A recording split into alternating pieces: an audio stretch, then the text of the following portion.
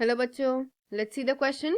And here the question says that which one is the major constituents of proteins, nucleic acid, vitamins and hormones. तो यहाँ पे question में पूछा क्या गया है, क्वेश्चन में बेसिकली पूछा गया है एक ऐसा मेजर एलिमेंट या फिर हम कह सकते हैं मेजर कंस्टिट्यूएंट. हमें एक ऐसा मेजर कंस्टिट्यूएंट बताना है जो कंस्टिट्यूएंट कहाँ कहाँ इन्वॉल्व होता है. वो बेसिकली कंस्टिट्यूएंट है किन किन चीज का, किस किस चीज में इन्वॉल्व है वो मेजर एलिमेंट. वो इन्वॉल्व है प्रोटीन्स में, मतलब ये एलिमेंट्स प्रोटीन्स में भी पाया जाएगा, न्यूक्लिक एसिड में भी पाया जाएगा. Sorry, it should be nucleic acid properly. So यहाँ पे हम लिखते हैं कि उनकी नीड कहाँ होगी, मतलब ये किस चीज का पार्ट होंगे. मतलब ये एक मेजर ऐसा एलिमेंट है जो किस में इन्वॉल्व होता है. प्रोटीन का भी एक पार्ट है, न्यूक्लिक एसिड का भी एक पार्ट है, साथ ही साथ विटामिन का भी एक पार्ट है. It is also part of vitamin, right. And other than that फिर हार्मोन्स का भी एक पार्ट है. तो इन सारे चीजों में इन्वॉल्व होने वाला ऐसा कौन सा ये न्यूट्रिएंट एलिमेंट है, तो वो न्यूट्रिएंट एलिमेंट का नेम है नाइट्रोजन. नाइट्रोजन जिसे हम N से भी डिनोट करते हैं. तो ये जो नाइट्रोजन होता है बेसिकली एक नेचुरली अकरिंग एलिमेंट है. ये तो हमें पता है that it is a naturally occurring element. Fine. तो ये जो नेचुरली अकरिंग एलिमेंट है जो प्लांट्स के ग्रोथ के लिए एंड रिप्रोडक्शन के लिए बहुत ही इंपॉर्टेंट होता है.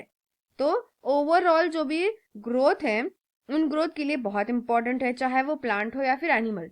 बोथ प्लांट्स एंड एनिमल, मतलब सिर्फ ना ही प्लांट्स में बल्कि एनिमल्स में भी ग्रोथ के लिए एंड साथ ही साथ रिप्रोडक्शन के लिए भी इम्पॉर्टेंट है. अब रिप्रोडक्शन और ग्रोथ दोनों क्यों, क्योंकि ग्रोथ हार्मोन्स की वजह से, प्रोटीन्स विटामिन की वजह से होती है, साथ ही साथ रिप्रोडक्शन के लिए भी न्यूक्लिक एसिड एंड प्रोटीन्स की जरूरत होती है, हार्मोन्स की भी जरूरत होती है, राइट. तो इसीलिए यहाँ पे ऐसे मेंशन किया गया है. तो बोथ प्लांट्स एंड एनिमल्स में दोनों में इसकी क्या होगी, नीड होगी नाइट्रोजन की. और ये protein, nucleic acid, vitamin, hormones सब में होंगे. तो बेसिकली जो हमारे अमीनो एसिड्स होते हैं ना वो बनाते हैं basic proteins in the nucleic acid. So हमें पता है कि जो हेरिडेटरी मटेरियल है उस क्योंकि यहाँ पे अमीनो एसिड जो होता है, अमीनो एसिड जो सारी चीजें बनाता है, प्रोटीन्स बनाता है, ये सब जगह पे इन्वॉल्व होता है. जैसे कि सब जगह मतलब कहाँ कहाँ, हमारा हेरिडेटरी मटेरियल हो गया. अब हेरिडेटरी मटेरियल मतलब कौन सा, क्या होता है hereditary material means, hereditary material that is means a DNA material, जिसे जीन कह सकते हैं और either you can say a DNA. उसमें अमीनो एसिड्स बेसिक होते हैं. तो अमीनो एसिड्स बने हैं नाइट्रोजन से. नाइट्रोजन इंपॉर्टेंट कंपोनेंट है उनके लिए. साथ ही साथ जो भी other organic and inorganic compounds है उनमें भी इन्वॉल्व होता है नाइट्रोजन.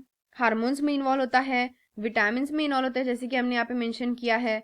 तो इसीलिए मेजर कंपोनेंट इन सारी चीजों का क्या होगा, that will be obviously option number B nitrogen होगा. क्योंकि नाइट्रोजन इन सारी चीजों में इन्वॉल्व होता है और बहुत इंपॉर्टेंट कंस्टिट्यूएंट है प्लांट्स और एनिमल्स के दोनों के ग्रोथ के लिए, डेवलपमेंट के लिए एंड रिप्रोडक्शन प्रोसेसेस के लिए. So I hope you got the answer very well. Thank you and all the best.